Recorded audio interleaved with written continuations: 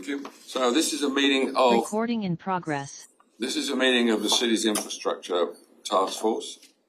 It's Monday, January the 5th, 2026, and the time is just after 2 p.m. So can we read the roll, please? Mr. Angeli? Here. Mr. Barnett? Here. Mr. Gradsky? Mr. Labrie? Oh, Mr. Labrie's off. Ms. Resco? Mr. Walters? Here. Ms. Way? Here. Mr. Zelman? Here. And Chair Harrington? Here. Yep. So Shane is still a member. Is that what I understand from his name being read? I saw his letter where he asked to be reinstated, so that was approved.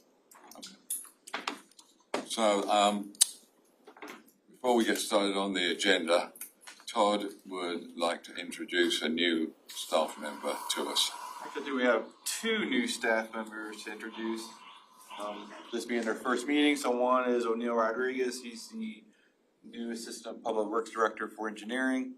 And then Tori Geis is the new Assistant Director over Operations. So I think just, gentlemen, just do a quick introduction so the board gets to know you all, and appreciate it.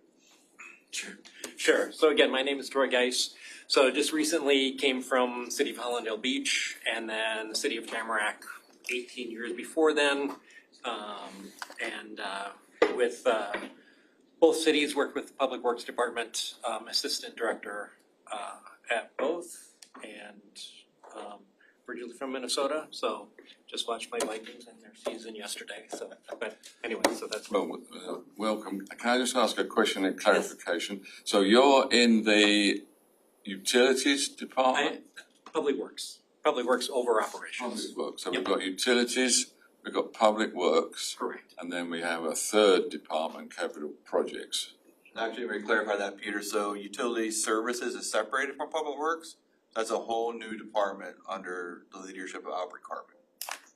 So in Public Works, you have operations, which is most of solid waste, fleet, internal operations. You have O'Neill in charge of engineering, and then you have me in charge of stormwater operations and environmental operations. So you're all in Public Works, right? Okay. And water would be utility? Water would be utilities. Okay. So water, wastewater. Thank you, Todd. Land treatment. O'Neill, would you like to just say something about yourself? Hi, good afternoon, everybody. My name is O'Neill Rodriguez. I come from the city of Miami Beach. I was there for almost 10 years. Prior to that, I was a contractor in the private sector. So I come with experience in managing projects. I oversaw a few projects in the Public Works Department. I'm in Miami Beach. And also, most recently, I was the Assistant Director in the Transportation and Mobility Department in the city of Miami Beach as well. So I'm here to help you guys with all the different tasks that we have at hand. Oh, welcome. It's great to have somebody on this side of the fence that was in the contracting line of work, right? Because you know all the secrets. You can't get away with anything. I want to ask you guys a question. So I don't know how many days or weeks you've been in the role, but what do you think your top 3 things you want to get done shortly are? Well, I think what we ought to do is to bring that up under. I don't know how long. You guys here just to introduce yourself, or? I'm trying to put you on the spot. I just, I mean, what do you see? at least for myself, I got here, my first day was November 18th. So it's been about 7-8 weeks. A little different because of the holidays. There's been a lot of holidays in between. But one of the priorities that I have is Fortify Lauderdale. It's the implementation of that, making sure that we stay on track, on schedule, on budget, and on time. Okay. And then for me, especially on the operations side, we've acquired some additional staff under the sanitation umbrella, specifically along the beach. So getting that group integrated and bringing that area up to speed. And then also working with fleet. They've got a very aggressive replacement project going on right now with their vehicles. And so working with them to try and improve some efficiencies over there. We've got a great team on both, so optimistic about both of those. So I don't want to prolong this any longer, but just for clarity. O'Neill, will you have anything to do with the consent orders? That does fall under our team, under Randy, who is one of our division managers, so yeah, we So if we have questions or something on the agenda that relates to consent orders, we may see you again, right? yes, definitely. If you give us those questions in advance, we'll be more than happy to come prepared to provide an update. Well, there'll be probably an agenda item. Yes, that'll work. All right. Just to clarify that, Peter, so Ingrid is still doing program management for the consent order and utility services, but a lot of the deliverables in the consent order or project related are being handled by O'Neill's team, specifically Brandy. So it's kind of, it's a dual, between utility service and public works, tackling the consent order. So O'Neill is more the hands-on person. Projects, And- specific projects. Yeah.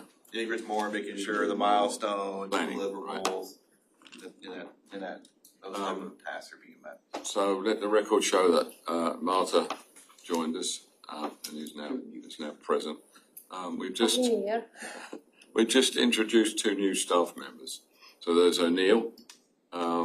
Just say your title again, please. I'm the Assistant Director of Engineering in the Public Works Department. In the public, Right, both congratulations. these gentlemen are in the Public Works Department. And Troy, Yes, Troy Geis, Assistant Director of Public Works over Operations. Okay, excellent. Congratulations. Welcome. Thank you. And we do have, I believe, Jason may be his first meeting here, filling in for Gary Brandy, who's moved on to the city of Lauderdale as Assistant Director over there, but Jason is representing the Utility Services Department. Good afternoon, so my name is Jason Walker, I'm the Distribution and Collection Supervisor. I've been with the city of Fort Lauderdale in the water department for 20 years. right? And this is Albert Carvin's Yes. division now, right? Department now, correct? So The man who does the work. collections, as in Water distribution. water distribution? Well, I'm sure we'll get to understand. Yeah. We'll figure it out, we'll get the right people to. Some of us may never get to understand it, but okay. So we did the roll call. Can I have a motion to approve the agenda, please? Mr. Chair, move to approve the agenda for the purpose of discussion, please. I'll second that. We have someone move it, Roosevelt, and Ralph seconded that. All those in favour of approving the agenda, say aye. Okay, now, Oh, sorry, I said it wrong. Let me clarify it. got questions, and my question is very simple. It talks about a subcommittee on the infrastructure, and I don't think that's the proper, well, number one, it can't be done in the first place. Number two, I think this is the issue that we brought up last time about whether we were going to go to a board rather than a committee.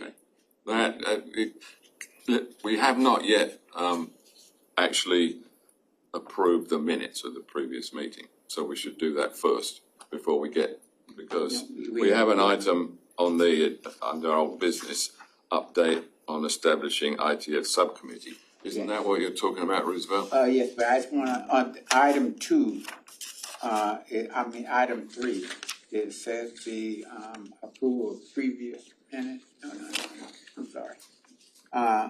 Under 2, item 1, it said to, update the establishment of the ITF subcommittee. And the So that- ITF doesn't have a subcommittee. Not yet, but tell me, we got the commission to agree.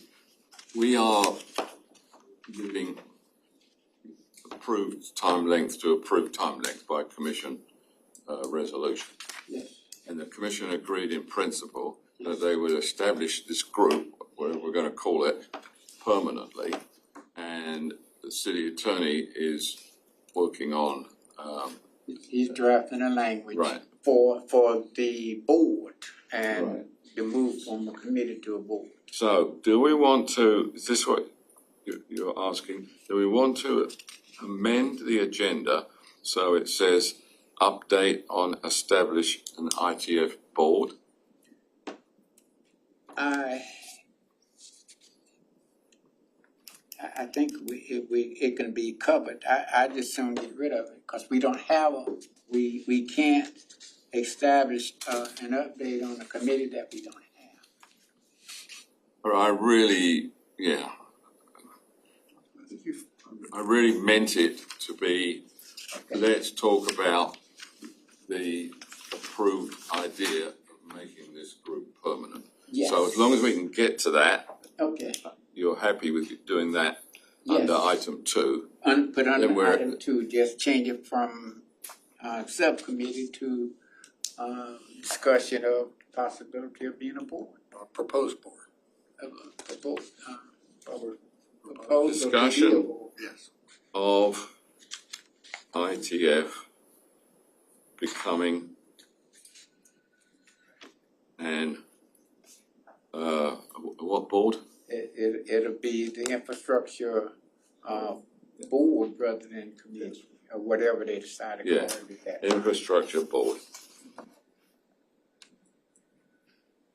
So, And with that, I'm going to move.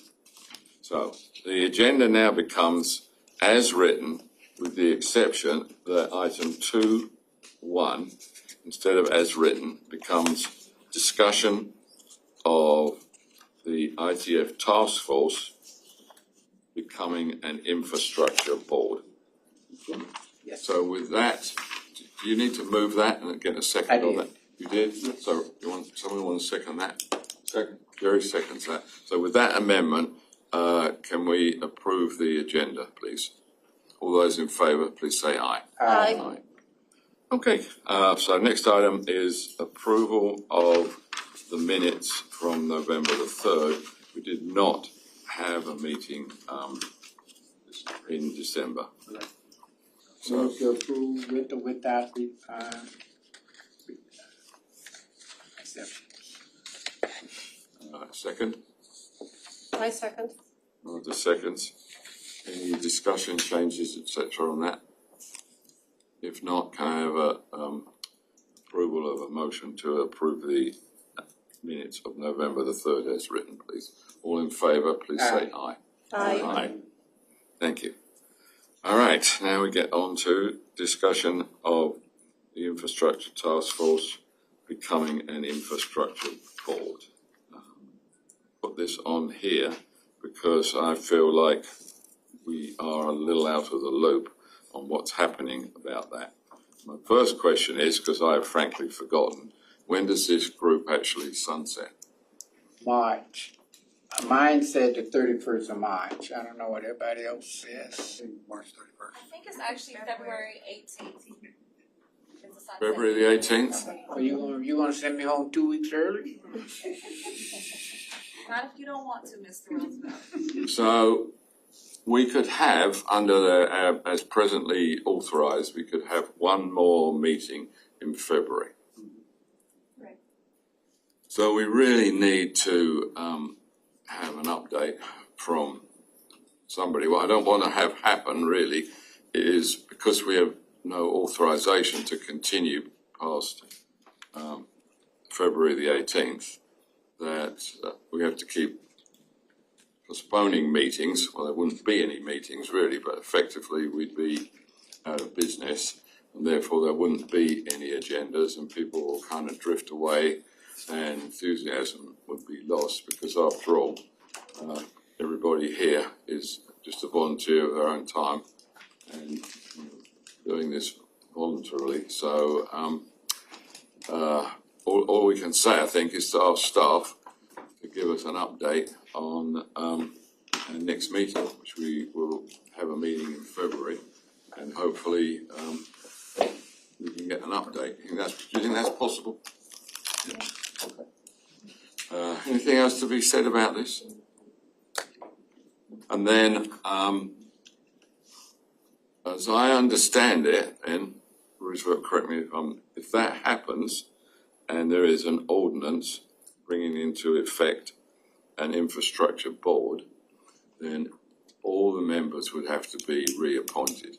All would have to be reappointed and all time starts over. Well, time is infinite, right? Subject to the laws of Yeah, physics. if it's not stated otherwise in the ordinance. Martha? Thank you.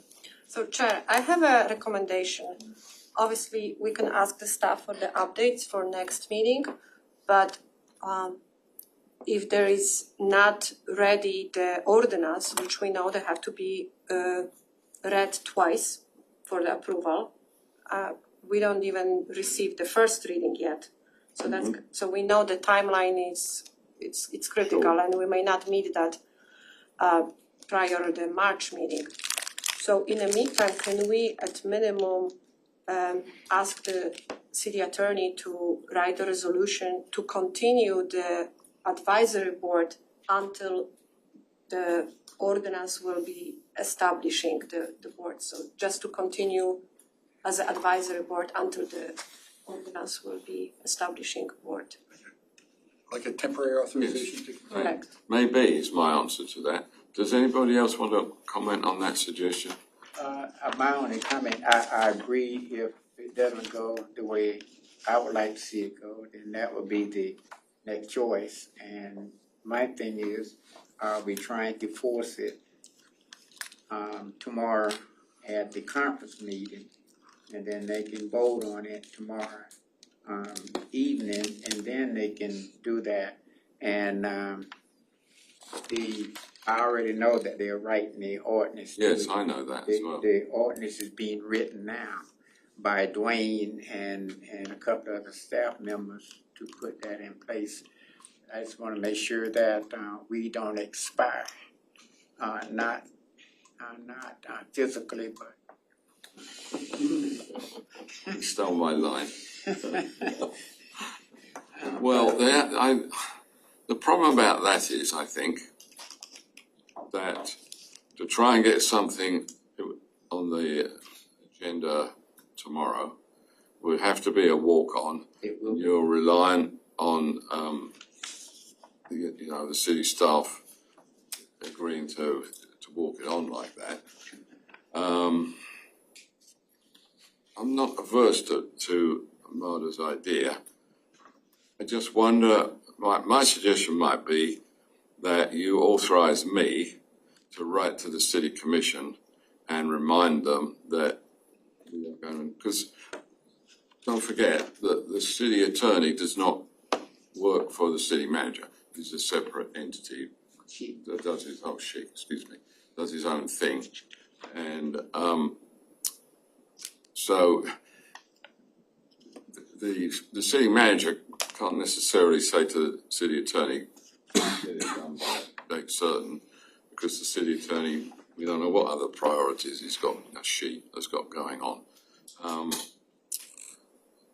So my suggestion for discussion might be that you pass a motion authorising me to write to the commission and remind them of the deadline.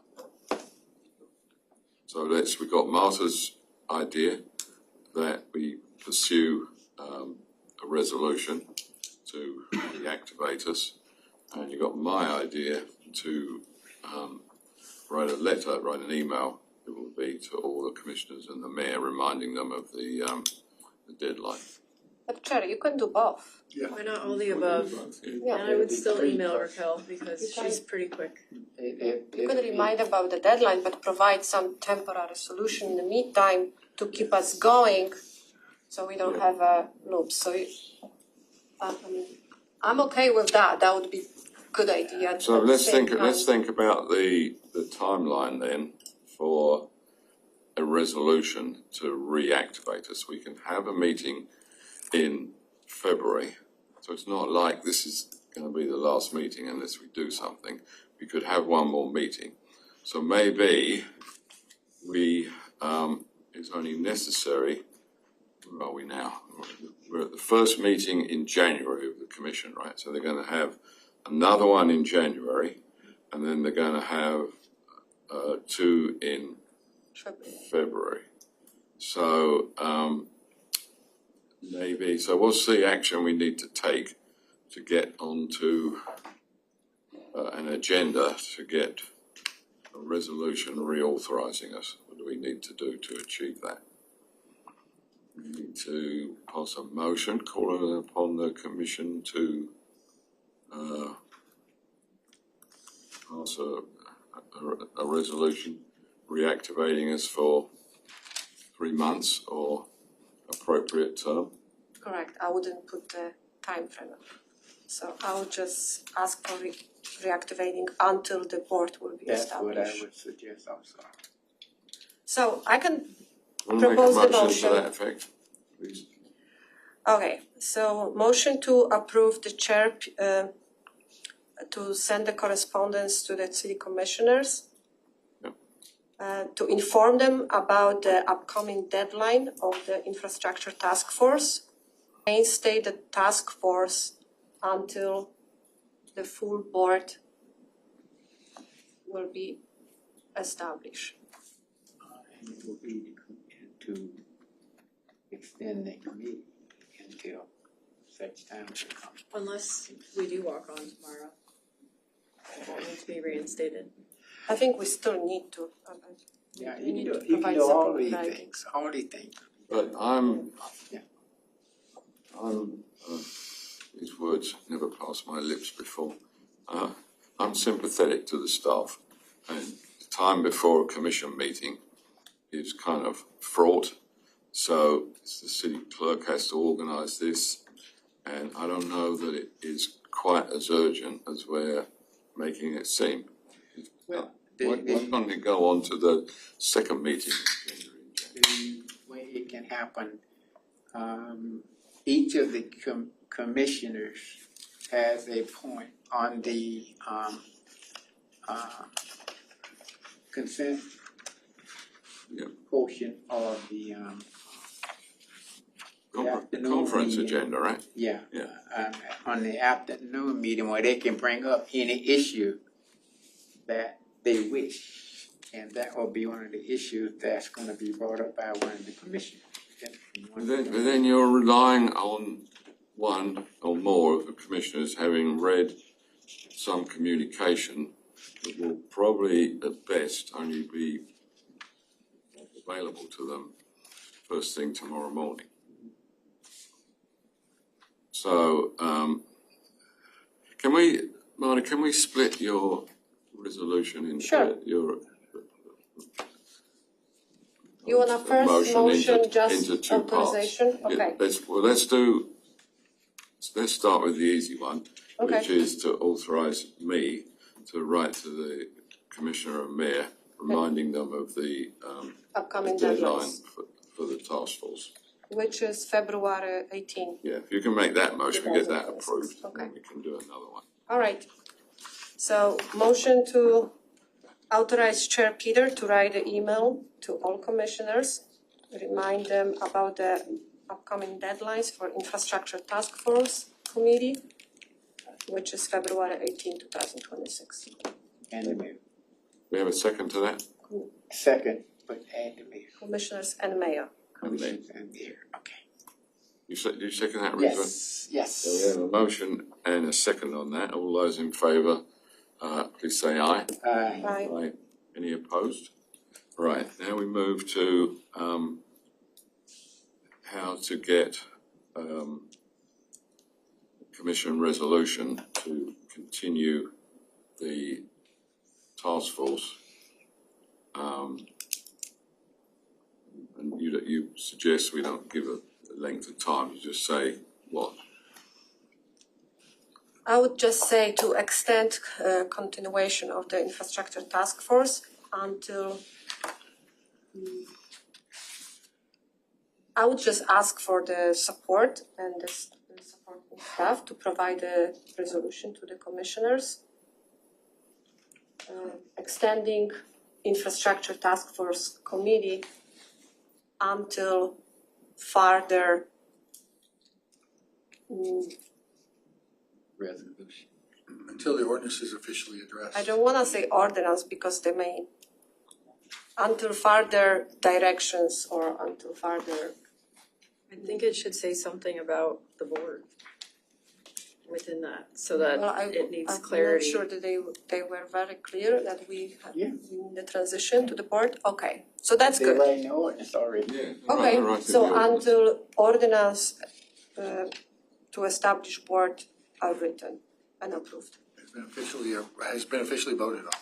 We'll be waiting forever, we just asked to read. Okay, now remember that if we were just doing this in the ordinary chain of events, we would pass a motion to that effect and we would let staff forward that.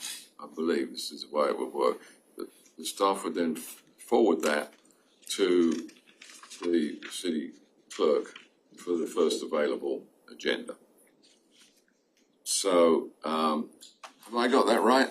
Yes, but that's once we get the minutes back from prototype that has that communication in there, we send that to the clerk's office. Yeah, but then the problem about that is that the minutes, Takes some you time. take up, basically, the draft minutes come back. I see the draft minutes and say, No, we do it with the draft minutes. excuse You me? don't wait till you come back and approve the minutes, we do it with the draft. Oh, so when you get the draft minutes, staff will action it. Is that what you're saying? Yes, It doesn't have to be approved correct, by a meeting of the, correct. okay. So I think that would work like that, rather than trying to walk it on tomorrow. And I still don't quite see the urgency for it, and I'm not even I sure agree it with will you. work. I don't think we need to be the first meeting in the new year. Okay, I'm so sure do you there's other want, priorities. Molly, can I ask you to repeat your motion again, please? Motion to ask city staff and commissioner to prepare resolution extending infrastructure task force committee for, I would say, another year or until the ordinance are written and approved, whatever comes first. Can I 'Cause I don't think- suggest it slightly differently to you? Sure. I think the motion is to request the city commission and mayor to approve a resolution. I think of another word than reactivate. Extending. Reauthorizing, extending, Reauthorize. reauthorizing the infrastructure task force until such time as an infrastructure board is approved by the commission. Could be next 5 years. Yeah, Well- what if you flip-flopped it for a resolution of the board, and if not, then extend? So that's first. Say that again, I'm sorry. I would flip-flop Yeah. that, like decide on the board, if not reinstate Exactly. for a year. So we're asking them to 'Cause then decide it's whether they just- wish to reauthorize us? Is that what you're No, saying? to make this a board. They already And decided if that. not, They already decided that we should become a board. All we're questioning now is the mechanics, because we do not know how quickly the relevant ordinance, I guess it will be, will it, Roosevelt? Setting us up, will come to the commission. It could be next month, or it could be 4 months from now. So what we're trying to do is to ensure that we don't all disappear. Avoid the expiration date on, in other words, Yeah. that will be, So Any Chair, event, I don't think we're gonna be writing a language for that resolution, that would be a city attorney. Well, yes and no, because the staff needs something in the minutes that they Okay. can take to the city clerk and say, the infrastructure task force passed this resolution, and this needs to go onto a commission agenda as soon as possible. Okay. So I have another go at the motion.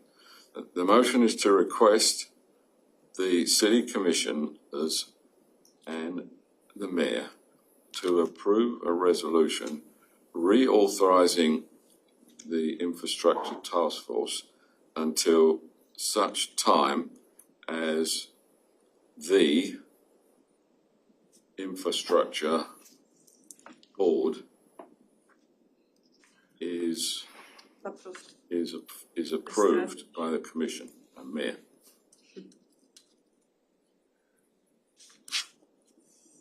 So we're not giving them a year? Would be 5 years? Well, I think that would bring it to a head, because one of the commissioners would probably ask exactly that question. Then that will be done in an open session of the commission, and the city attorney will answer that. So again, it reads currently, the motion is to request the city commissioners and the mayor to approve a resolution reauthorizing the infrastructure task force until such time as the infrastructure board is approved by the commissioners and mayor. Is that all right? So I guess that's my motion now. That's your motion. I second it. Thank you. So, well, just check with the staff. Does that sound okay? The way we're headed there? Does that sound all right? The way what we're doing? Really, I mean, it makes sense. I agree with her. It needs to. Oh, I'm sorry. That's what you're asking. No, I mean, I think really all that concerns me is that we find a way to get onto a relevant commission agenda. That's the point. I think we have a little time, but not a lot, to do that. So I think this would do it. Yes. Okay, so we have a motion by me, seconded by Roosevelt. Any further discussion? Is there going to be anything with saying until the board is approved that will misinterpret that it's already approved? You mean because of the time, it could be a year or something, is that what you? No, that it's already, they already said yes to it being a board, so we don't need that approved. Well, we do, because they have to approve the ordinance setting us up. I would break that in there. Okay, so the Word for word. proposed amendment to that is then until such time as the infrastructure, the ordinance establishing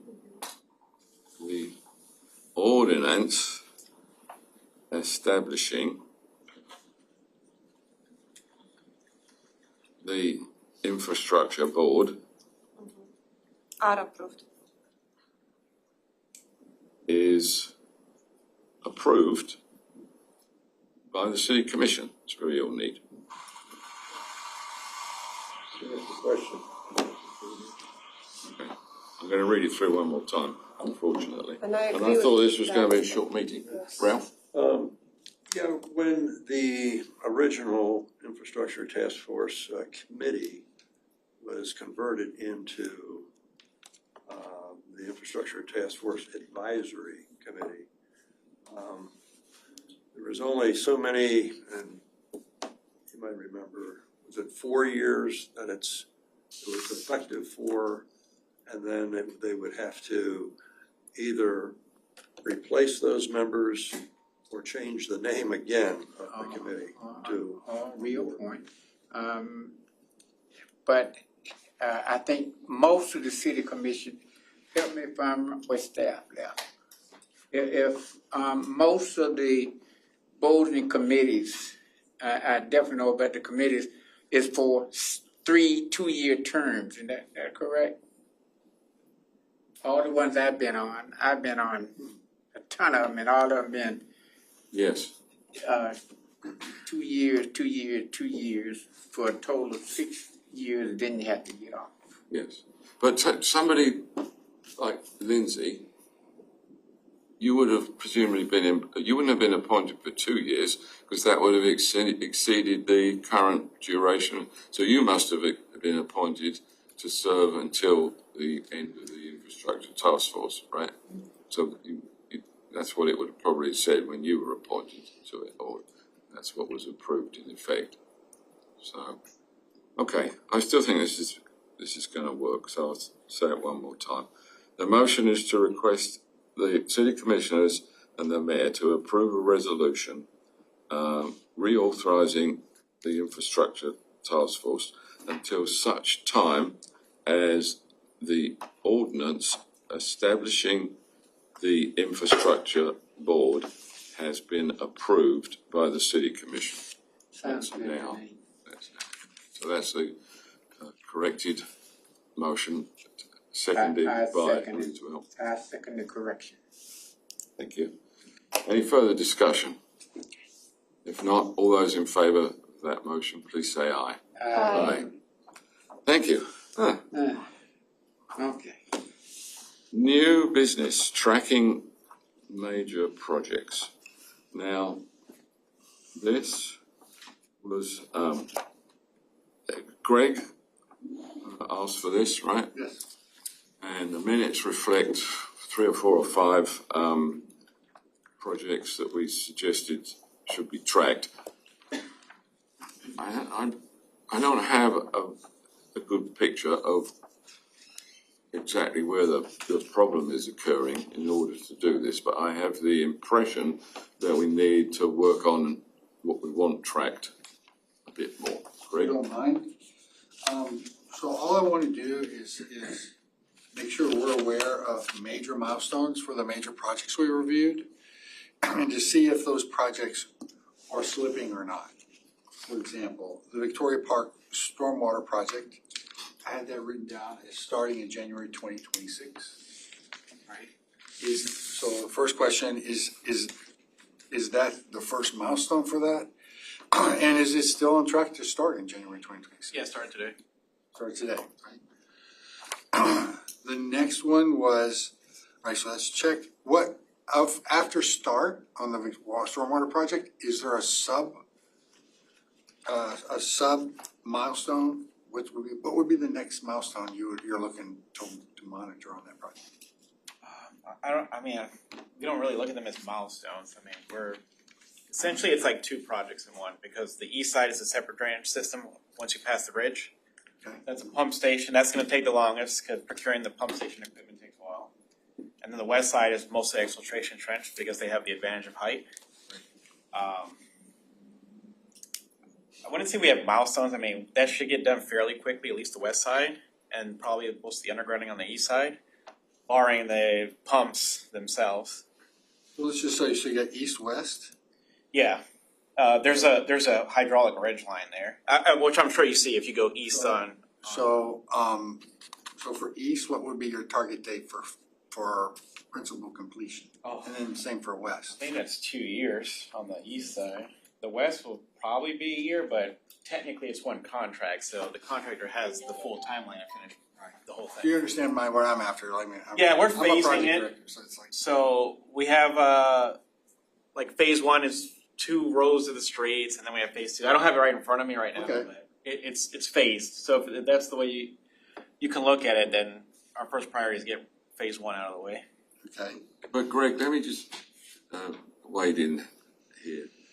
I think, did you have in mind, you know how at each of these meetings we have an item, continuing item on sewer breaks, etc. Did you envision, Greg, that we would have a list of projects where the status would be reported on each meeting? We Is would that just what get you were envisioning? I was hoping that we create a list of projects. Do we get a report back that said on track or delayed due to blah, right? Yes. And then we would be able to sort of circle through these on our reviews to come up with agenda items in the future. If we saw a project being delayed or something hit a big issue, it would come to our attention to look at that project, ask to look at that project in more detail. So you're envisioning an ongoing list that gets added as a regular item towards the end of the agenda. Yes. And just giving a status, which would be projected start date, and if it's not started, just that gets changed to start date moved to such and such, and projected finish date, and then if that changes, projected finish date, just that. Right? Revised dates, yeah. Either it's on track or here's the new revised date. So why don't you complete the list of projects that you had that you're looking for that kind of reporting? So we had Victoria Park Stormwater Project, and the next one was new police station. I wrote down occupancy for March 2026. Is that still on track? That's Anthony's project. Okay.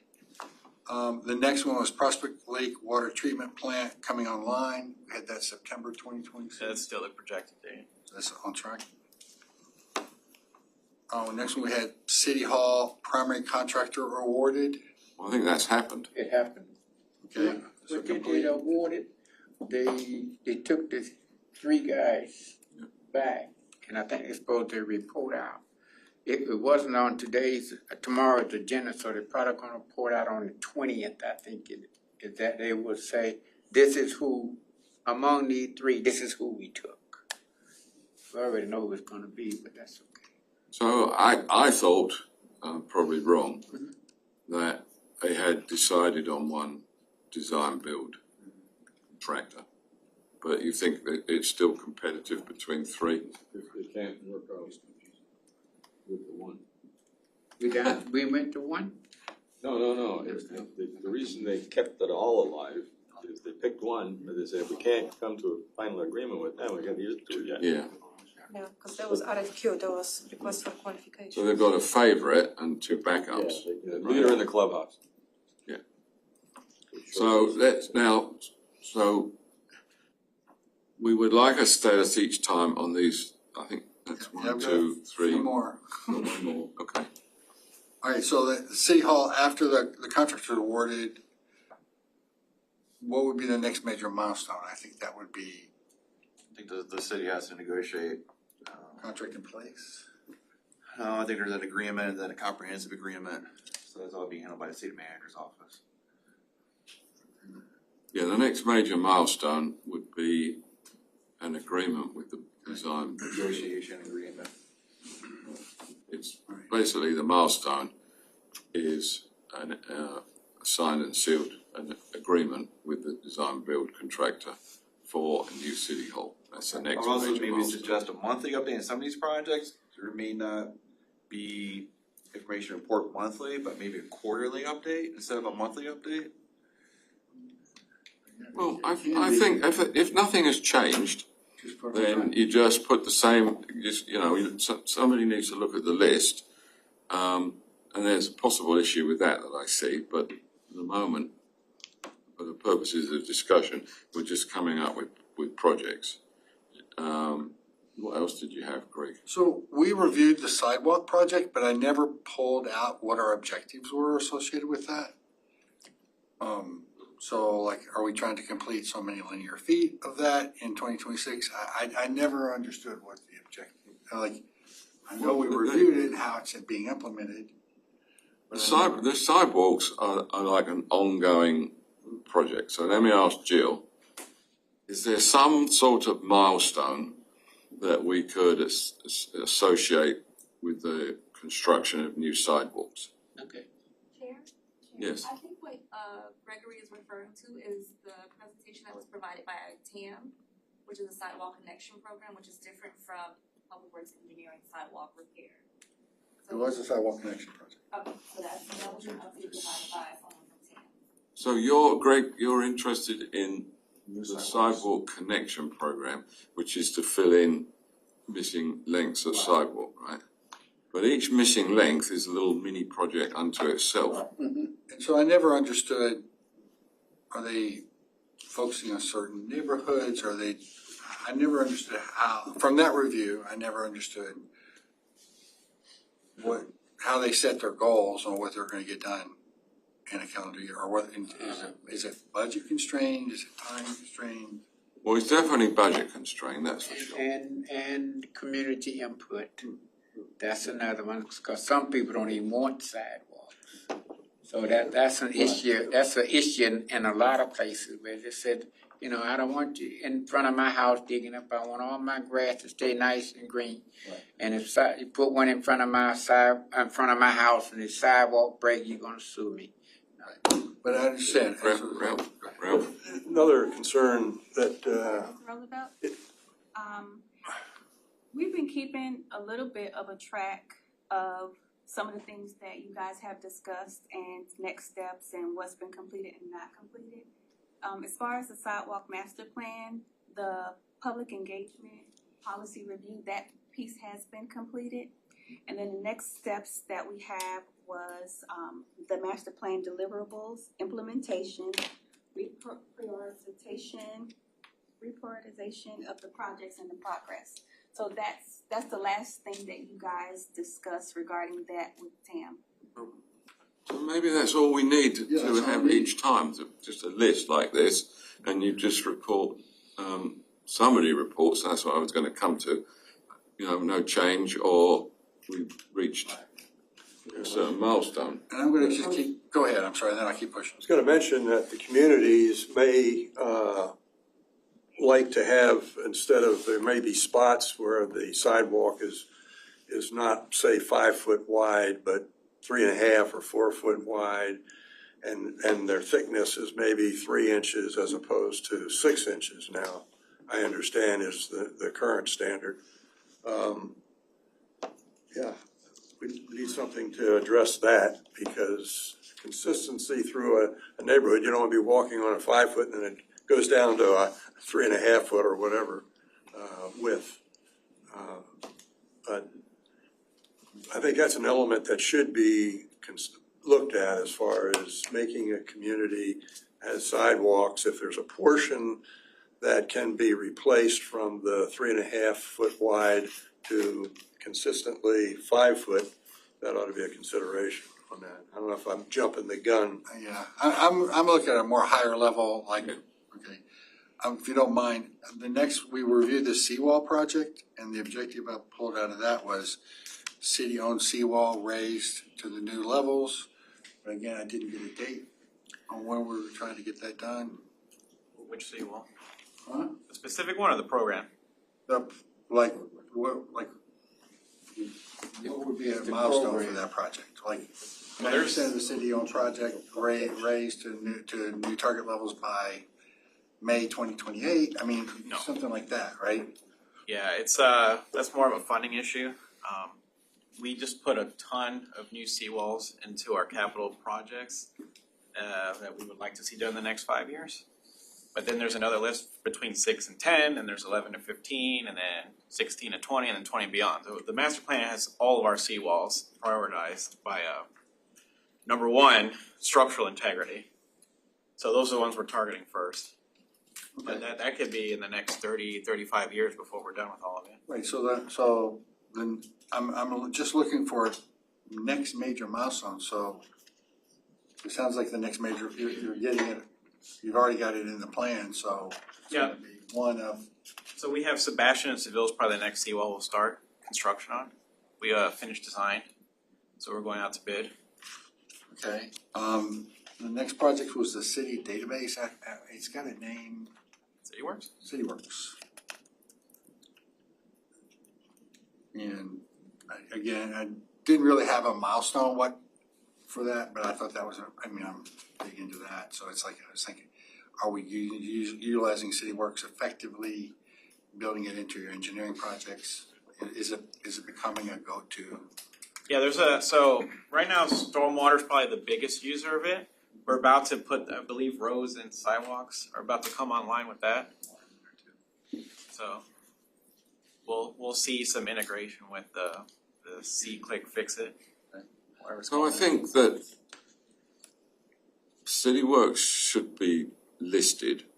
Yeah. It's hard to get hands around that. So what I would like to suggest is that at some future date, not too far in the future, we have a presentation on the status of CityWorks, because I'm not sure that I understand that. So for the future, I think we should have a presentation on that, but for the purposes of a list of projects that will appear each time, I think we just write down Yeah, City Works. City Works, And and leave it's it at that. ongoing, right? And then if something has happened, we think City Works should have been used or wasn't used, then we could raise it under that subject. The next project was new water meter deployments. Yeah. And For the smart meters, AMI? nice doing AMI. Yeah. Is there, again, what are we, there's so much that's happening. Public Works alone has like 167 active projects. And these are just, yeah, but these are big, like big titles. Yeah. And so They are. it's hard to keep track of if you don't have them on a piece of paper. So new water meter deployments, AMI, what are we looking for next? I think we're past proof of concept. They're actually rolling them out. Rolling out? Yeah. So I They would do it based on water billing routes. Okay. I would suggest the milestone there is % complete. Because everybody's getting the same thing. So, you know, are you 10% done or 50% done? I think that's all that's necessary there. A new project is Holiday Park Garage. Is that associated with this group? Not really with public. We haven't had any input on that. Yeah, and they're working on it. Oh, private partnership. But remember, That's we what only that's serve at the will of the city commission. And at some point, a few years back, we drafted for the commission's consideration an ordinance with a lot of things that we could be looking at and working on for the commission. And I can clearly, We can take it off. Mayor saying, this is a lot. And in fact, he said in so many words, it sort of impinges upon what the commission does itself. Right. So, I mean, it's all right to hear about the garage for Holiday Park in outline, you know, like, I guess it's almost the same analogous situation to City Hall, I believe. Well, I'm not sure. As a design build person, again, they had a presentation, didn't they, Roosevelt, on the garage fairly recently. Did they boil it down to 3 or something? Can you remember? I don't know, but they're working on it. They're on there digging in. Construction? Really? No, they're working on the, Might be looking at YMCA. Oh, YMCA side of That's it. YMCA. and the garage Okay. is associated with Garages. YMCA. My bad. So, but I think I it's didn't okay think to nothing have that on the list, right? But the problem that the staff has is these projects all fall under different departments and so forth. So, and it gives a problem for staff all the way through because there's 2 or 3 people on each project that are most in the loop on it. And yes, most of the projects are within the category of departments that cover infrastructure, but you know, I don't know who's handling the parking garage because that's sort of part of Holiday Park improvements. Maybe that's parks. I'm not sure. And my last one, have we ever had a presentation on solid waste trash? I don't remember one. Well, that's contracted out. Contractor, yeah. Okay, but are there any major projects or changes associated with that utility service? Well, there was the whole issue at one point of where the trash was going to be taken and stuff like that, but I'm not sure that we. Contracting to private entity. Yeah. We don't have a department in the city. Right. I mean, I saw the issues are happening in Miami. I just didn't know if we needed to be aware of any We things that are got the same happening. issues. Yeah, I'm sure we do. So Greg, just read through what you have so far. Okay, so the stormwater project, specifically Victoria Park is the first phase. New police station occupancy, Prospect Lake water treatment plant online. City Hall, next would be a comprehensive agreement in place.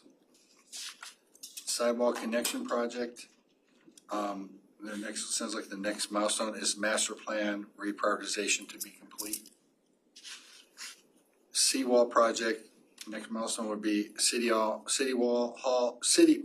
seawall raised by blank target date. Sebastian would be the next one starting. Yep. City Works, city database, put it on there, but the next milestone I wrote down was roads and sidewalks are being rolled into the database for other departments to I use. think that's the next major step in CityWorks. Water meter deployment, AMI is being rolled out, but we probably would try to understand what's trying to be, next measure for me would be what's trying to be completed in 2026. Holiday Park Garage, whether, put it on there, but I don't know whether it falls under our purview or not. And that's it. It doesn't really fall under our purview, but I don't see any harm in us at least being kept informed of things like a design build contract has been awarded, a contractor has started, something like that. But it would be going too far to, for example, we had a report that says due to start 2 years from now.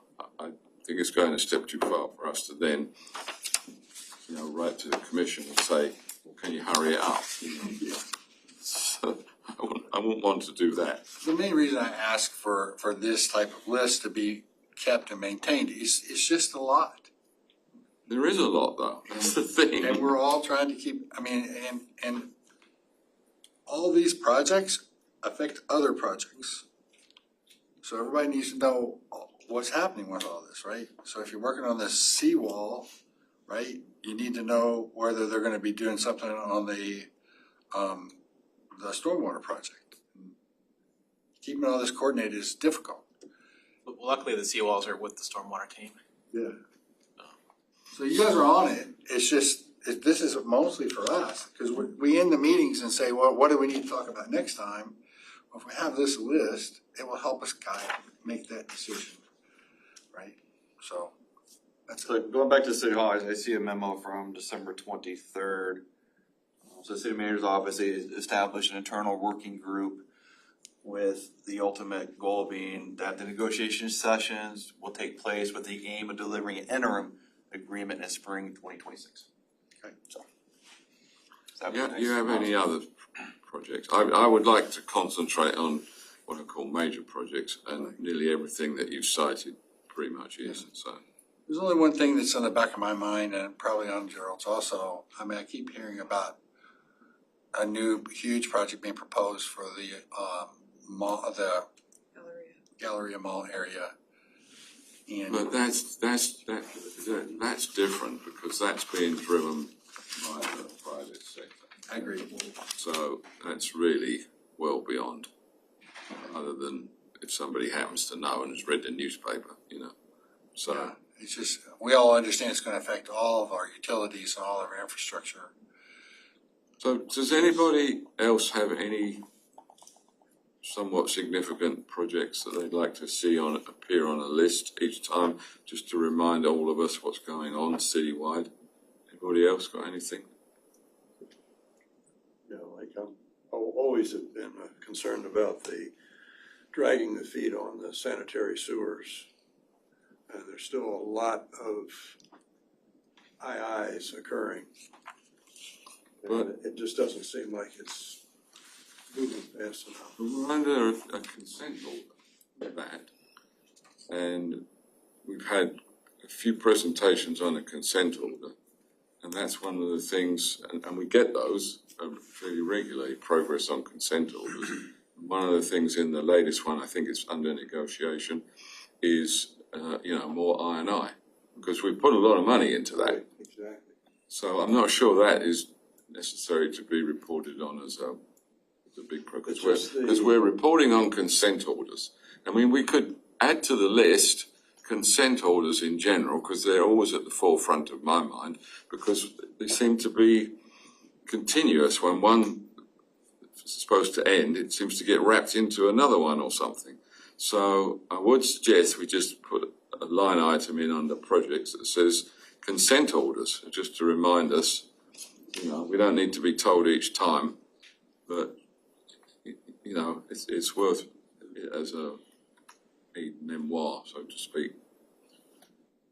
Anything else? I got two things, and I don't wanna wait till we get to committee comments. One of those is dealing with City Hall and the $321,000 change order. I would like the staff to tell me how we're gonna handle that, if we also putting that under that proposed reimbursement through the insurance company. Because we was told a while back that it wouldn't cost the city any money. But every time I look, there's a change order going forward, and I have heard nobody say we've been paid anything yet. And the problem I have with the change order, it's already been done before they submit a bill.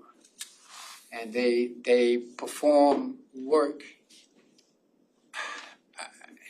They completed the original scope of services, and then somebody from the city says, keep working. But they didn't add the scope of services, and now we are being billed $321,910 for the work that they did, in addition to the original scope of services. And I would like to know what it is, where the money is coming from. Roosevelt, did you see that on a commission agenda, approval of such a change order? Yes, but it's I think it's number 2 on I think it's on a resolution. I'm not sure, because I don't have the agenda with me. I think what I'm saying is that when a change order is brought, change orders have to be above a certain amount, a minimal amount. They have to be approved by the commission. So they go onto an agenda, and that agenda item, in my experience, pretty much always shows where that money is going to be coming from to pay that change order. Oh, no, it doesn't. And that's some of the stuff that's kind of bothered me. I'm for the new guys. I'm not a penny pincher. I only pinch quarters and stuff. And I just want to know. And I go back, say, 5 years ago. There was a request made that when money is being applied to places it wasn't originally scheduled to be, and we dealing with bonds and other things where money can't be transferred between projects. I want to know where $321,000. We had one that came in at 1.4 million change order. I can build 2 houses with that. So that's my problem. I want to know where the money's coming from. Marta? So Roosevelt, I'm assuming you have a staff memo here from the city employees. Did they say why it's unforeseeable? What's happened? Why was not included in the initial scope? Did they say that? They was hired and rehired and given extended scope without boundaries is what happened. And this particular one is what is it? This is for the third party structural engineer. Yeah. Which was. But that is the people who did the original drawing. The change order is by a company that the city bought on to make sure that everything that the original people said to the city was true. And then when they gave that report, they left them out there to look for other things without giving them a scope of services as to what you're supposed to be doing. Well, wasn't that because they were applied to look at potential defects with what had been done so far? Yes, but they gave that report. The big issue, in my mind, is when these errors, mistakes were found, there was an acknowledgement by the designers that they'd made mistakes, and there was an acknowledgement that they would, in so many words, pay for the mistakes they'd made. The question is that happened, or is it happening, kind of thing? I don't know whether that's the case.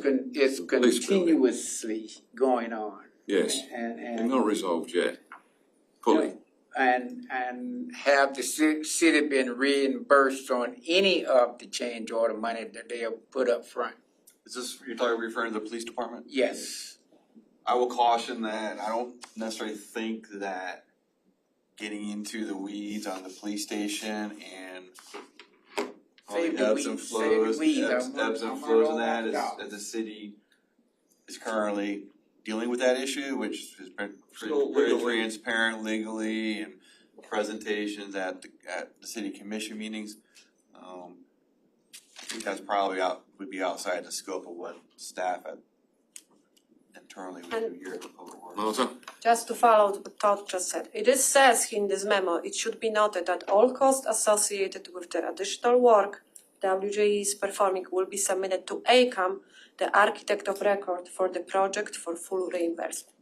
Oh, but they've been doing that since they started building on the To get the reimbursement, you need to pay first. So I think that we can ask later on if they was submitted, what was the status of the claim, but you need to pay first to get the reimbursement. So I think. They have paid, and they have paid. One Yes. change order was They did say that. 1.4 million. That's been they paid. did. They pay first portion was 110. Then second phase was additional approved 156, and estimated phase 2 to work to complete. So grand total it's 321, 910. You're right. There was 3 times additional work, but remember there was a lot of pressure to get this done. So I think they wanna evaluate all the structure options, So I think it's handled by attorney. So it says that they will ask for reimbursement. Okay. I guess your answer to me would be it's being handled by the attorneys.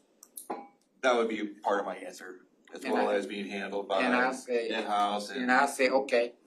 And then we await the next meeting. Well,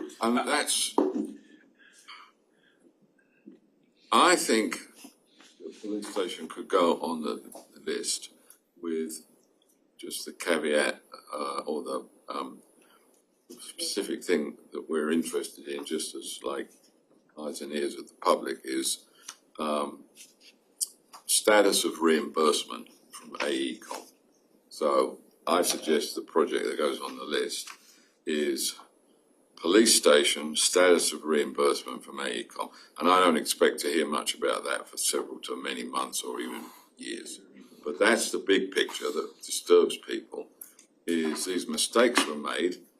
Who's paying for that? Because it should not be the taxpayer. Well, the taxpayer is footing the bill up front. Correct. With no guarantee to get it back. It's gonna be negotiated. And I don't want the taxpayers paying 100% and then negotiate it down to 25%. No, because that doesn't, well, we have to rely on the commission to do the right thing there. I understand. And I've heard them say, several of them ask pretty much every time it comes up, and AECOM's paying for this, right, etc. So, but let's have it on the list. Okay. So we can glance down, and then if something has happened, AECOM has now, we think, paid 50% of what they said they would pay or responsible for. That would be useful to know, because at least we can see the city's trying to get it out of them. And in fairness, they said they would pay, but who knows? So there's another project I suggest. My other question is again for staff, and for those who've been here a while know how I feel about seawalls. Everybody, I want to ask staff, have there been any let me see, develop method of assisting with the cost of the private seawalls. That's, you know, to me, it doesn't make sense for, he has a city-owned body water, nice seawall, and she got one, and that's good, and all over there is city. But I don't have one. What good does it do? Water will seek it on damn level. It'll just pass his house and pass her house and come out through where my house is, because I don't have a seawall. And my thing to the city and to staff and to everybody else, make a way where people who can't afford to put the seawall in to have a method of paying the same way they did when they put the sewer in.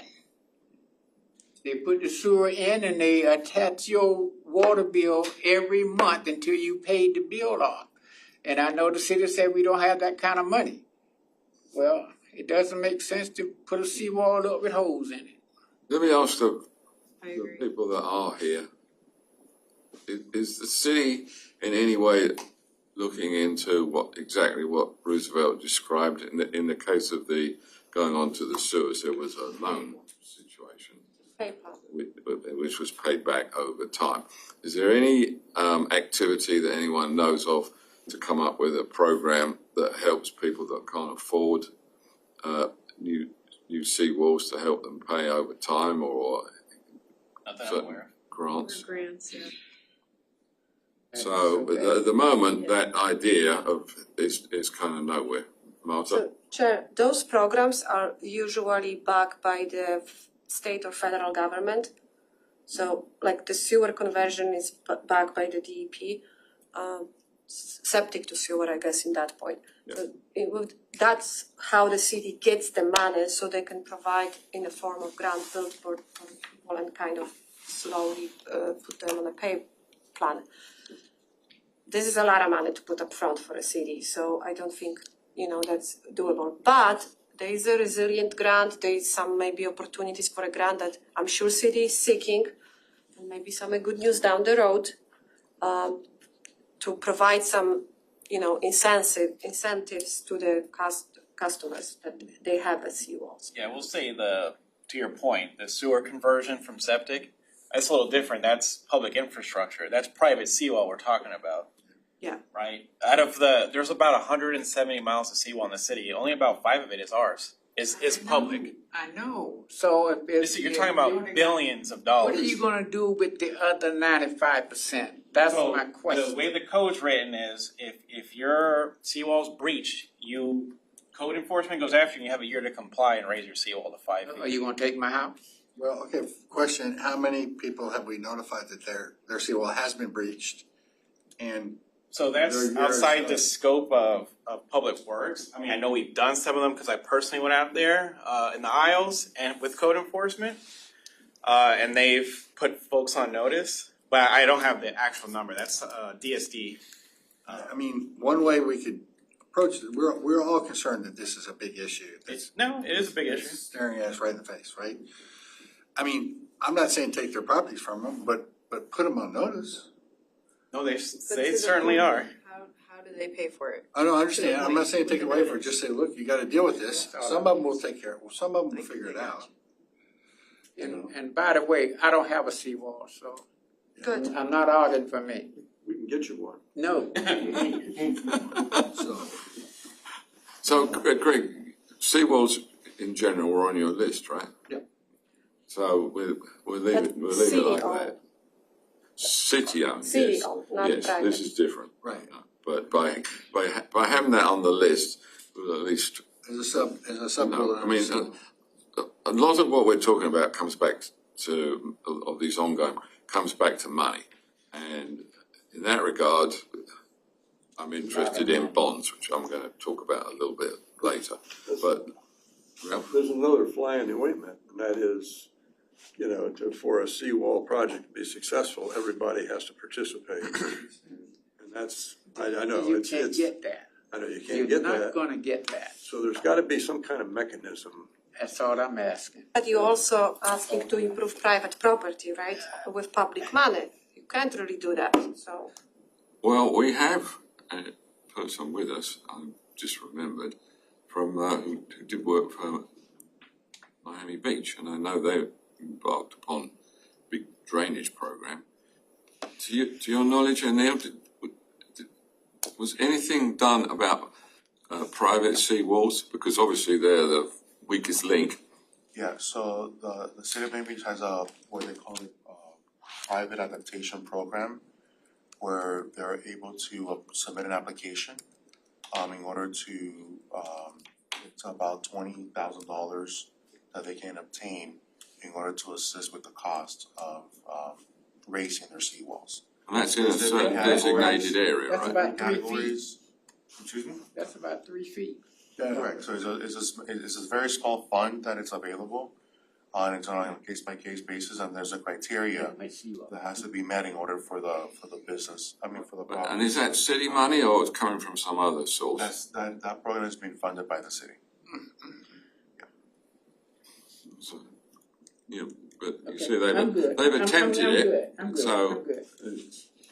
I'm good.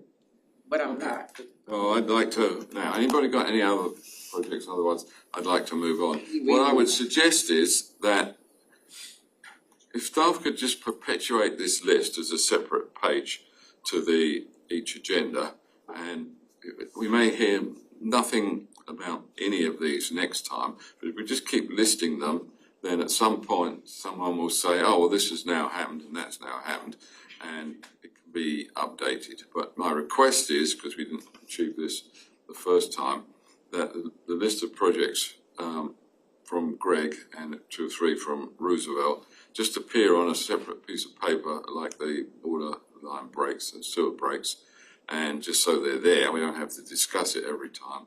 And if anybody knows of any meaningful changes in progress, contracts awarded, shovel in the ground or whatever, that could just be noted. So if we can aim for that, that would be good.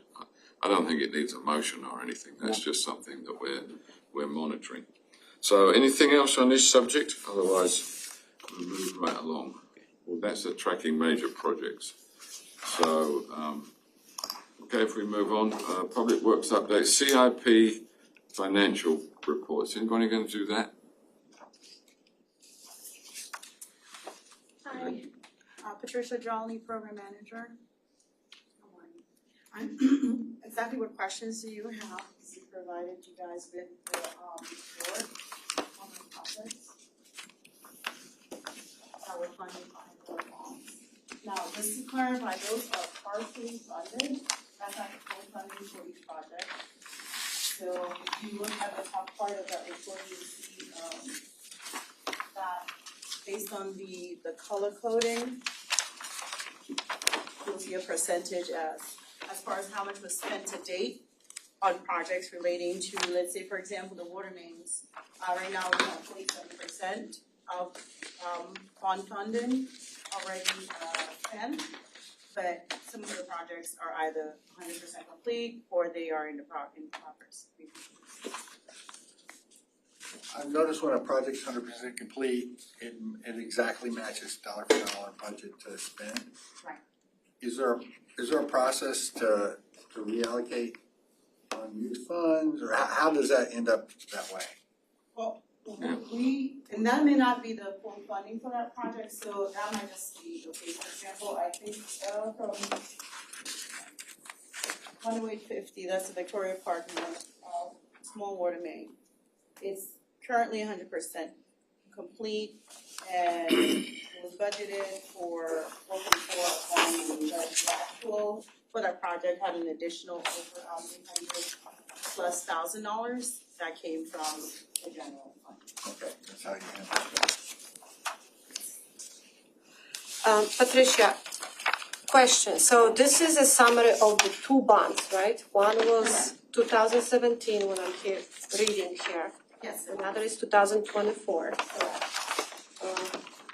To my knowledge, you have 3 years to complete the projects when you withdraw the bond.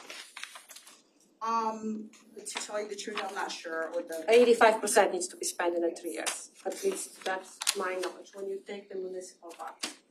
So I see we are halfway, but again, they combine, right? The funding is combined, so I'm assuming you guys meeting this deadline with the 2017 bond.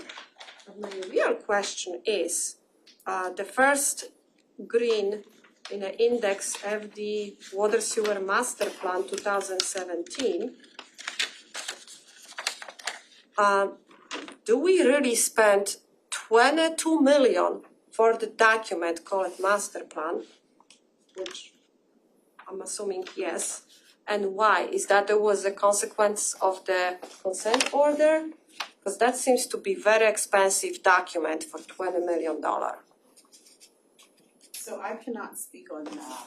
That would be the engineering or? I think that's a combination of engineering and plans, and the plans is not yet correct. They're unable to come to speak more on the bonds and what should be used for. So Marta, you're referring to these, The first category, first water two and green sewer ones, master right? plan. So what I know is that completed in 2017 was a huge report called the Reese report at the time. And then that morphed into the water and sewer master plan. And I have no idea how much the initial contract for the Reese master plan was, but it was almost as though there was work ongoing on that for a number of years. And I do remember that the Reese report said something like, the city is going to have to spend, trying to remember how much it was now. It was like something like 20 or 30 billion dollars on water sewer over the next 30 years, which seemed like an almost impossible figure at the time. And the general kind of outcome to that was, well, we'll do the best we can. But then a lot of stuff started to fail. And the current commission, to their credit, stepped up bond funding and so forth. I know this is not exactly your point, but historical. Said we're going to have to spend more, and they've been trying to concentrate on that ever since. And it is part of our function to keep them concentrated on this, because if you go back to the Reese report that became the water sewer, there's all sorts of things in there with a huge price tag associated with them. So I can't give you a good explanation as to why that cost so much, but I have to believe it was because they were asked to keep doing ongoing work as the situation, unraveled itself like a sort of peeling back an onion. It got worse and worse. Well, so that's all I'll say historically. I know based on some of the other master planning we did, a lot of that included survey, which is a lot of that what that money is. Because there was mapping gaps. Yeah.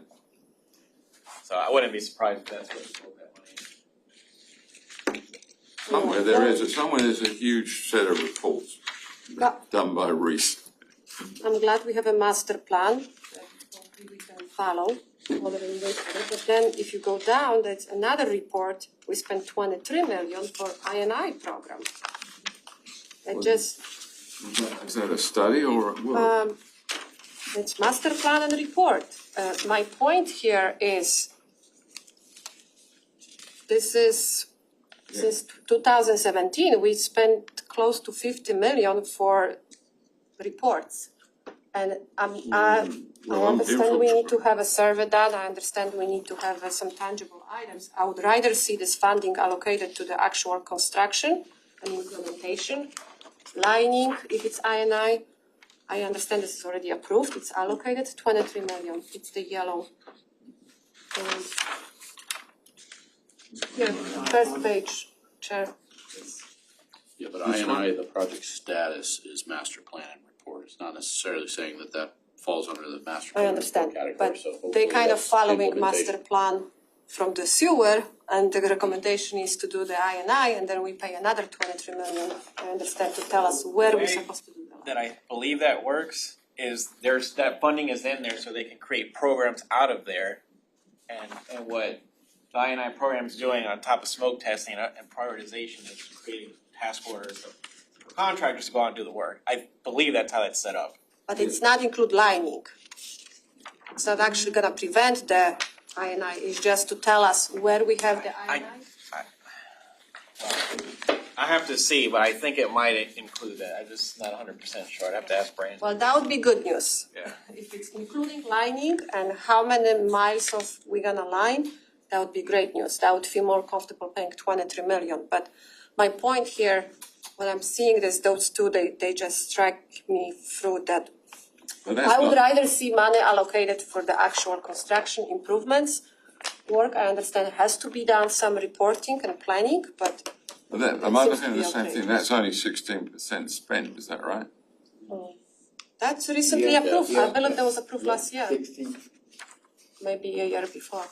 But your basic point is it reads as though it's paperwork rather than construction, right? I read this as a paperwork, as a plan where we supposed to line our pipes. So they're looking the runtime of the lift station, they're looking at the rain data, and they tell us the recommendation for lining. But that may be wrong, but So let me just talk on I&I a little bit, because I'm looking at the project of the engineering tracking system. So it's basically, the program is to CCTV, smoke test, but out of that program comes sub-projects. So I'm looking at the update, it says city staff is advancing I&I repair project in basins B6, D34, A11, A21, doing a CCT evaluation of basin B14. So. But that's not part of the 23, right?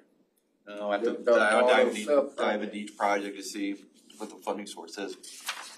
so this is for the point repairs? I don't know what the exact repairs are in those basins going to be, what those projects entail, unless I look up them individually, but we can engage this up next month. Okay, thank you. Yeah.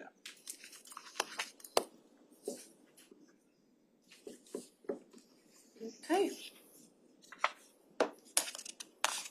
So the basic point about this is we're trying to keep on top of the expenditure, particularly of these bonds, relative to the progress that is being made. We know that there is an issue on with the I&I because that's in a consent order. So, it's hard to pull from this. It's always hard to pull progress relative to expenditure. It's one thing spending the money, it's another thing, getting the work done.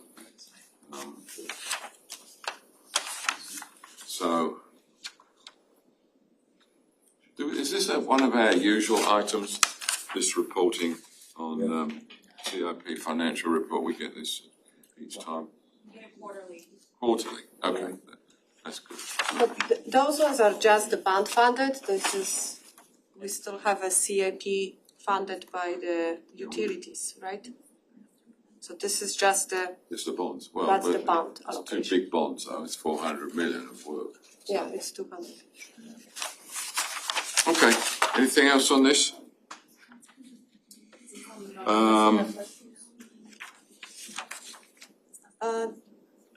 Marla, anything else? So just quick update for the I&I. So yeah, that's like a holding account to create projects out of. So some things are done out of that project number. Sometimes the money is pulled there so that when the project is identified for I&I, it then gets transferred during before the rehab starts.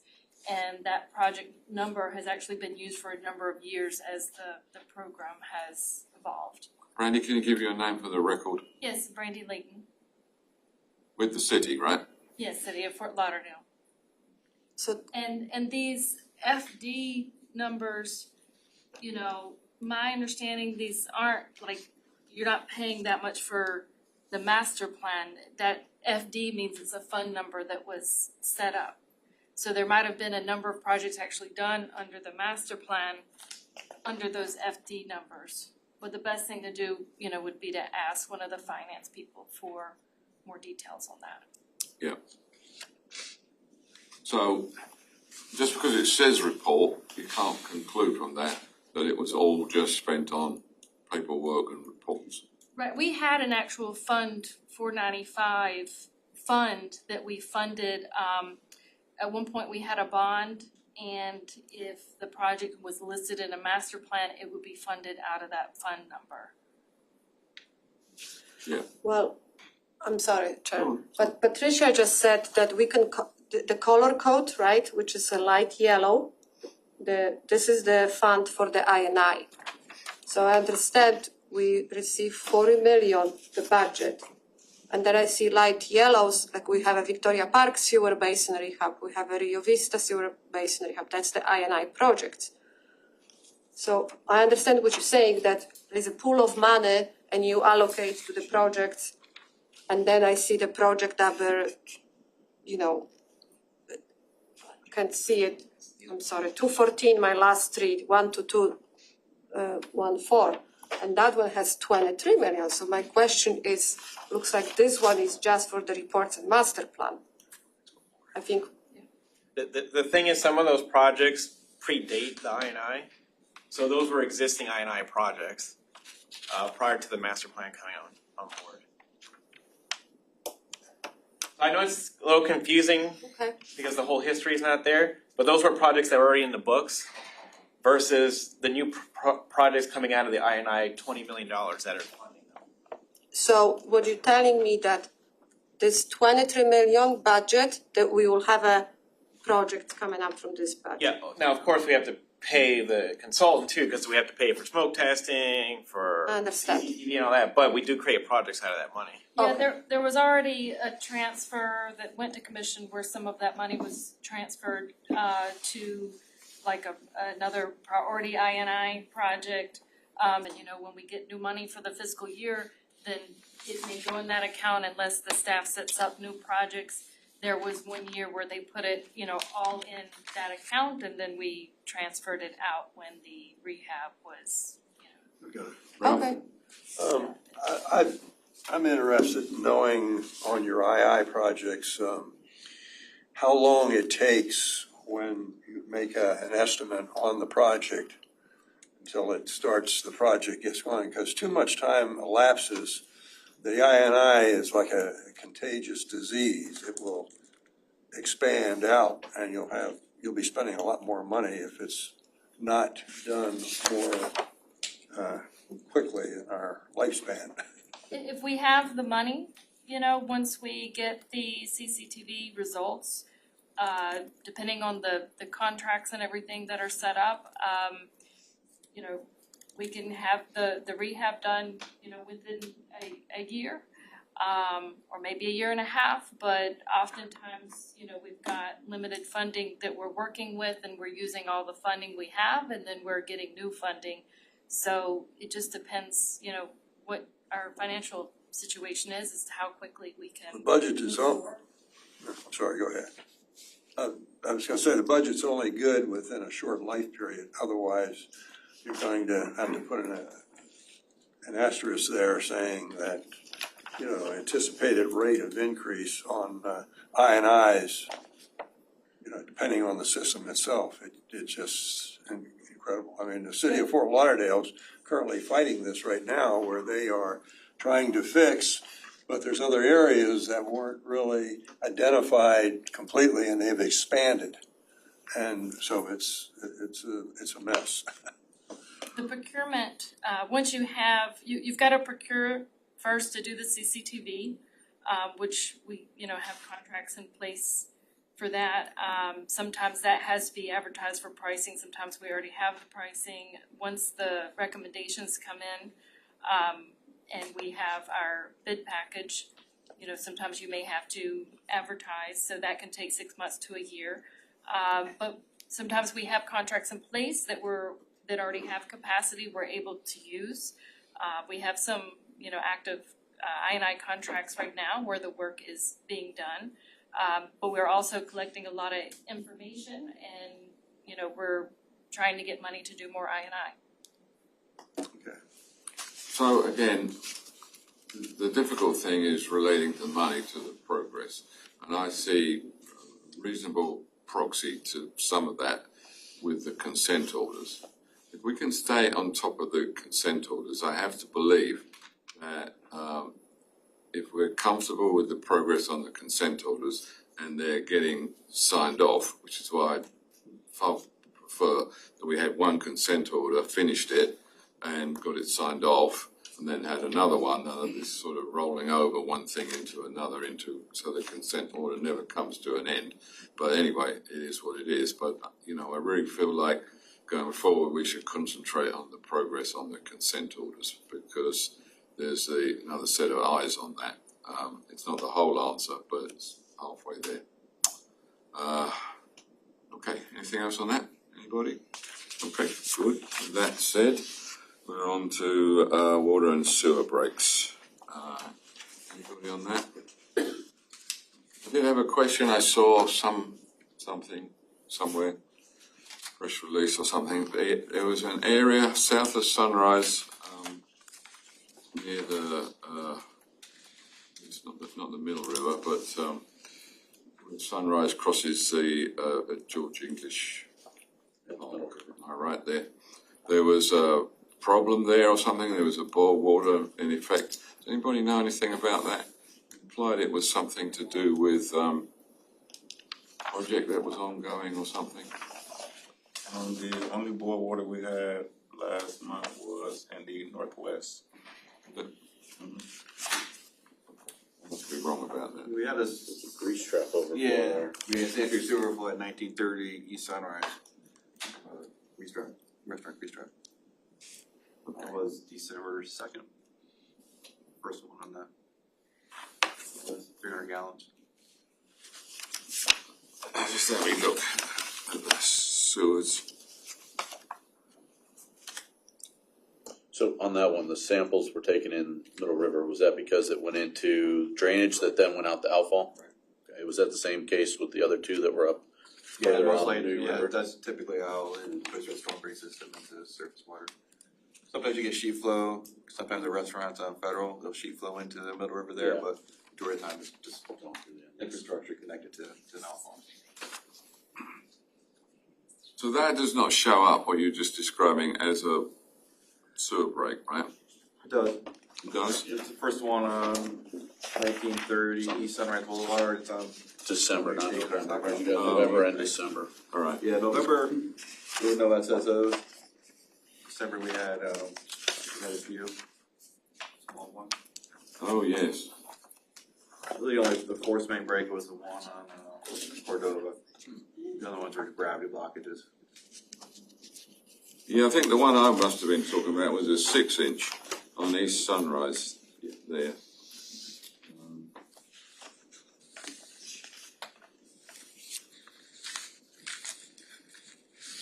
So does the city has a grease trap enforcement? Yeah, what we do is we'll go out, check the grease trap, inspect the grease trap, and do public education. We do it proactively and reactively. When the SSO form, the corrective measure is, we'll go verify that the grease trap, last time the grease trap was pumped out. We'll do an inspection of the trap as well, give them outreach material. So the restaurant supposed to clean up themselves and provide the city with a manifest. Do you have that program that they can submit manifest? Our ordinance doesn't require them to submit the grease trap manifest, but the ordinance requires that if we ask them for it, Correct. they need to submit. Okay, so it's kind of hidden loose. And our goal is to try and increase our level of service on grease traps to physically, proactively inspect them every year. But as you can imagine, there's probably 800 to 1,000 grease traps in the city. Somewhere around that number. So that can be challenged with other priorities. In that instance where you know where the source was, do you go back and back charge them for the samples or it's not? We don't back charge for the samples. Yeah.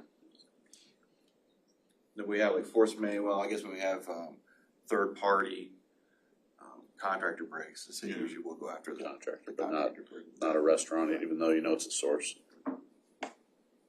So, just remind me on the, bar chart that you have on the, December one, so there were 9 breaks and the total, discharges, is that the total that count at 8,000 gallons, something like that? In total, am I reading that right? I'm not sure what you're looking at, Peter. So it's December? the, Force main? Oh, I have to add on 9 those breaks. And it says 9 at the top, which I'm assuming is a number. Breaks, and then it says count. So what I'm asking is that some cumulative volume? I think the number of breaks, no. I can't read it. The volumes you have, They're all small except one monster. Yeah, no, That's wrong too, because it's says force main. yeah, we're gonna have to tweak that, and then we'll tweak the way that table is. What was the big one, Jerry? the big one was the large gravity. Todd, can you please tell a little bit, 20,000 gallons? I mean, Yeah, 18. that was a force main break at Cordova, Southeast 15th. Says gravity. That was a contractor. I don't believe so. No, Do you know the that's details on all right. that one? I can probably pull the report up. Probably just wear and tear on the pipe. What size pipe was that? 16. 16-inch, that's the force main? No, that's gravity. Was that No, that's, 17 it or says 20? it's gravity, but it's one or the other is wrong. That's a lot of volume for gravity, though, right? Yeah, Yeah. that's gotta be a force main. And 16. Yeah, Cordova and Southeast 15th Street should have been the actual force main, which, if I'm not mistaken, is a cast iron pipe. Okay, it says CIP, okay. But it's down pretty close to, Cordova's pretty close to GTL, right? Yeah. So but it's not one that's been, rebuilt or relined in all that work that's happened down there. To my knowledge, sections of that force main has been replaced, but it hasn't entirely been replaced. I would have to defer to Judd. Yeah. But the volume, is something wrong with the volume, is that what I'm hearing? I think it's force No, main, it's not just the gravity. way- just- It says no, gravity. I see. So that's a It's huge volume. number, it's a Huge. huge number for Force main. not a force main. Correct. That would be flagged by the DEP for sure. Yeah. 20,000 gallons Okay. going to That's what I intercoastal, was I'm saying. assuming. That's what I was trying to get at. So that was the due corrosion of the pipe? Most likely a combination of the edge of the pipe, the Edge. saltwater intrusion, and the solids inside of the pipe wall itself. So corrosion. And how'd you guys fixed? I believe it was a point repair where they cut out a section of the pipe and slid in a new piece of pipe. Okay, so the section was only repair? Yeah.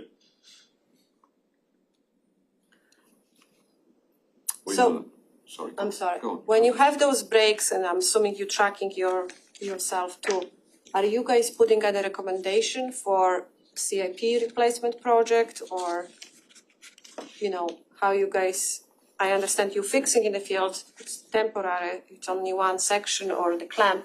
Are you putting for the recommendation for replacement or? Well, I can only speak for water, but I would assume sewer follows the same protocol. If we sustain multiple breaks on a particular pipe, it is submitted for a CIP and replacement. Okay, very good. Yeah, because when you excavate down, you're gonna get a pretty good idea how bad, if that piece of pipe is very bad, then, Yeah, around it must be bad as well, correct. logically, so. Okay, At least you not use the contractor to repair, right? in-house, right? Good. Good job, thank you. Well, that goes, I must say, the utility crews are very dedicated. You see them out there at all hours and, Christmas if necessary. Harder. So another question is for the water, James is here. Contractor damaged pipe, Southeast 17th Street and 25th. Yes, so that break, the contractor hit the existing 6-inch water main that they were replacing. Are you guys filing for reimbursement? Did he had a locate, he didn't have a locate? Who's gonna pay for it? 'Cause I'm assuming you guys repair. We're looking at back charging them. There is some contention surrounding the locate, so once all the facts are sorted out, we'll know the best way to proceed. So you're telling me if the contractor breaks the city pipe, you file for reimbursement, right? In lieu what we just heard was what is worried about our money. If it's their fault, yes. If it's let's say the city was negligent with the utility marks, then we wouldn't be able to charge the contractor. It has to be like negligence on the contractor's behalf before we can bill them. Just clarification, they do back charge for wastewater breaks. We just don't say, we don't back charge for the sampling that the inspectors do, sampling the water. So- That's what I think the question was. So either or, if the contractor, somebody breaks the city infrastructure, a pipe, water or sewer, and it's their fault, you guys back charge. Yes. Excellent, thank you. Okay, thank you. General discussion, members. Anything on that? I just got one thing, Mr. Go. Chair, for the three new guys.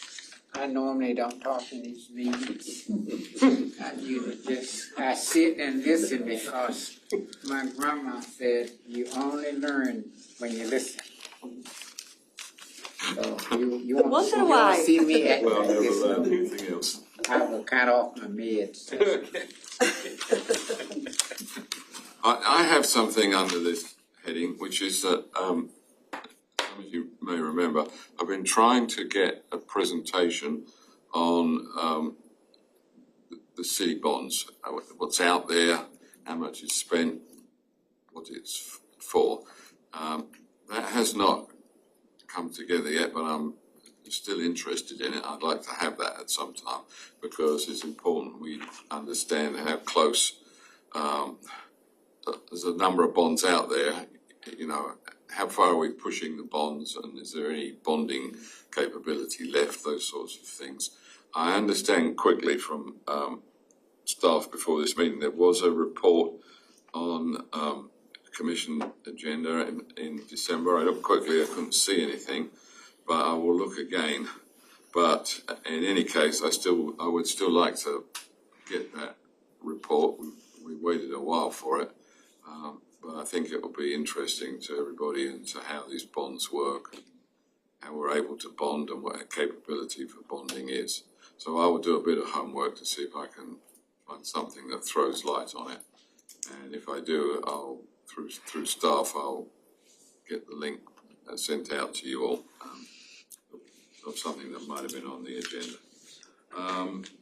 Any other member comments? I have a question. So, last time we received update on the consent, we did not receive the full update on the consent order for the water breaks because there was under negotiations with the DEP. So I would like to know if the negotiations were completed and what's the milestones for the city for the water mains. Do you know anything this time? Or? I think that's on where I'm looking. That's on the agenda, like either this tomorrow, maybe the 20th. We did definitely have something on consent There was orders. issue consent order, but there was still pending negotiations. I think you're referring to wastewater. The wastewater consent order, I think that's still being negotiated, but the water one, I believe. You can probably see it in the minutes, I think. The water was issued in September 2025. But I remember something about one of the consent orders was still being negotiated or something. That's what you're talking The wastewater one, I believe that one's still being negotiated. The wastewater? Yeah, the newest one. Yes. Yeah. So you'd like an update on that, right, Marta? Correct. The newest one was the drinking water. Due to boil water notices and water breaks. That was the September Yes, that's right. 2025. And that was negotiated. So we don't know what's our milestones, what we as a city need to complete. Okay. Anything else? Any public comments? No, other than tomorrow we have a demolition day. Yes. Demolition is the easy part. Demolition of the old police station. Greg? What about our next meeting, or is there a subject we wanna Are we still legally, Monday, February 2nd, 2026. The way it works is about 3 weeks before the next meeting, Samili emails me with a draft agenda. And I can suggest additions or changes or anything like that. I had hoped that on both of the last 2 meetings that we had, we would have heard something about the bonds. So I'm hoping that we can get that on the next agenda. But if anybody has something right here and now that they really would like to see on the agenda with a specific presentation from staff, then you could say it now, because I would like to understand how the new water meter deployments are going. Feedback on how that's going, just in general, and what we're trying to accomplish with that. It started at Imperial Point, and they seem to be pretty efficient. The only problems they seem to have is when they get to take the old meter out, they find that there's been a lot of leakage around. They've got, just a handful of places where they had to tear out the sidewalk and then do what they have to do. And the sidewalk's still there. I just hope they can get the sidewalk back in there from a safety standpoint. But it seems to be going they've got it logistically going out. They're of course fighting with the traffic caused by FP&L going out in Imperial Point area that's blocking all streets and everything else. But it seems to be going good so far.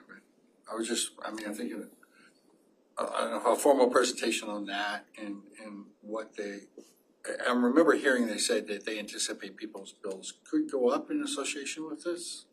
Beg pardon? That your bill could go up in association? No, the thing of it is, the old meter wears down internally, and so therefore it doesn't read correctly, and you're getting more water than what you're paying for with the old one. With the new one, you're gonna get a closer measurement of the water, so yes, you are going to probably see some slight increase depending on how worn out the old meter. Okay. Yeah, it'll be more accurate. Yes. And part of the issue with the old mechanical meters is that if you have a small leak in your house, you've got water flowing through, but it's physically not enough to cause the water wheel to churn. And so that's non-revenue loss there. So it will be more accurate. The thing is that the resident is able to see that also.